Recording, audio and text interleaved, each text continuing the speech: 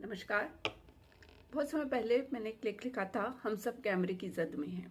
दरअसल उस समय होता क्या था कि जैसे कोई झगड़ा कर रहा है या कोई ऐसा कैची मूवमेंट हो गया तो लोग उसकी वीडियो बनाते थे और सोशल मीडिया पे डाल देते थे। तो यानी कि जब आप अपना जीवन जी रहे हैं और नॉर्मल बातें कर रहे हैं, वो बातें किस तरह से हाईलाइट हो जाती हैं आज सोशल मीडिया के दौर में, और इंसान का जीवन कितना कठिन होता चला जा रहा है। वहीं पर मुझे याद है कि जब मैं कॉमिक इंडस्ट्री में काम कर रही थी और मैंने कुछ कॉमिक कैसे प्लॉट किए जाते हैं, और जो खास तौर से जो कॉमिक होते हैं उनमें जो रहस्य के होते हैं, जिनमें हॉरर होता है, वो बहुत ज़्यादा पसंद किए जाते हैं। तो उसके आधार पर एक प्रोजेक्ट बनाया था। तो मैंने उसमें वेबटून का एक कॉमिक लिया था जिसमें कैमरे लगे हुए हैं और लोग, सरकार द्वारा वो कैमरे लगाए गए हैं और लोग इतने डरे हुए रह रहे हैं कि वो एक भी बात नॉर्मल तरीके से नहीं कह सकते हैं। अब क्या है कि क्योंकि कैमरे लगे हैं तो वो एक हस्बैंड वाइफ है, उनका एक डॉगी जो है वो मर जाता है, तो ये कह नहीं सकते कि डॉगी मर गया है। वो कहते हैं कि उसने उठना बैठना, खाना पीना, सोना सब छोड़ दिया है। वो किसी के घर जा रहे हैं, क्या बात कहनी है क्या नहीं कहनी है, उस पर बहुत सतर्कता के साथ बात कर रहे हैं। वो कॉमिक पढ़ने से ही जाना जा सकता है। लेकिन जब मैं आज की सोशल मीडिया में की बात करूं तो मुझे लगता है कि हम सब अब उसी कैमरे की देख रेख के अंदर एक जटिल जीवन जीने की ओर बढ़ चले हैं।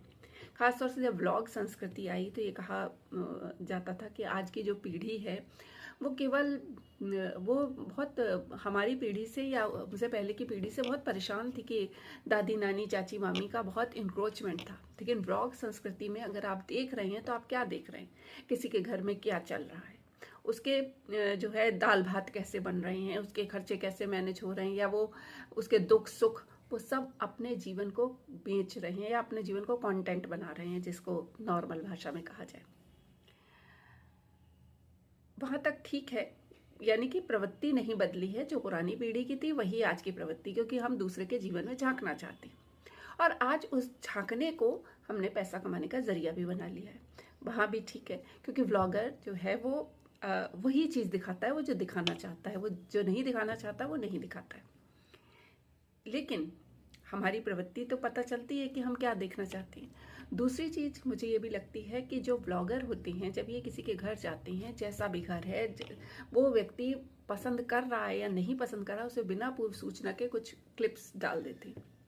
या हम किसी के घर यूं ही मिलने जाते हैं, या हम किसी से फ़ोन पे बात करते हैं तो उसका छोटा सा चीज़ ऑडियो बना करके डाल देते हैं। किसी से बात कर रहे हैं, ऑडियो बना के डाल दिया। तो हमारी जो निजता है वो कहाँ रही। आज सबसे ज़्यादा खतरा हमारी निजता को है, और वो उन लोगों से है